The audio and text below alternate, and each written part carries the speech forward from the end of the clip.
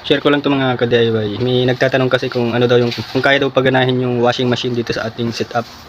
Meron tayong 300 watts na solar panel, tapos meron tayo ditong bali 125 BH o 125 ampere hour na battery, tapos gagamitan natin ng inverter na 1000 watts. Ang continuous output is 500 watts.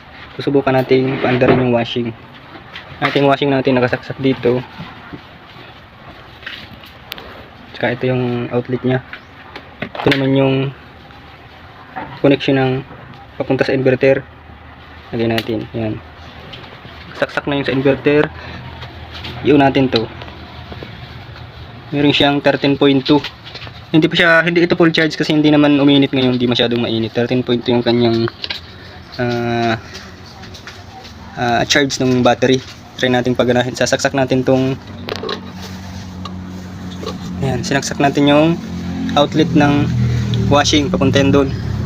Pakita ko sa inyo na kayang paganahin yan ng 125 BH na battery. Ito na, try natin paandarin yung washing machine gamit yung ating solar setup. Ayan, umaandar siya.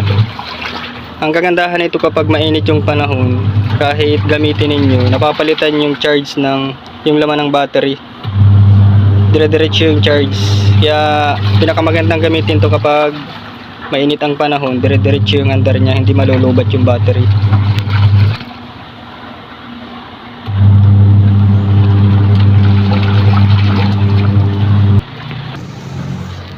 Yan yung kanyang, pag umiikot yung kanyang motor ng washing, medyo bumababa yan. Yan, nagiging 11.9. Tapos pag tumigil yung washing, 12.6. Yan, pag umikot yung motor ng washing, 12.2. Pero kaya naman, kayang paandarin.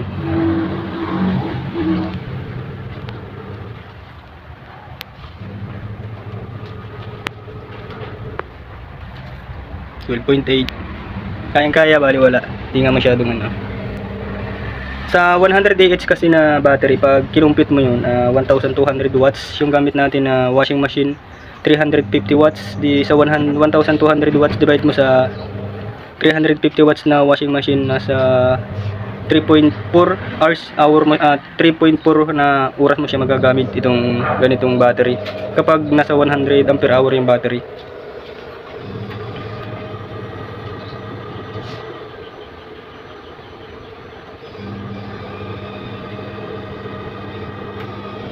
Yan, maandar pa rin yung ating washing.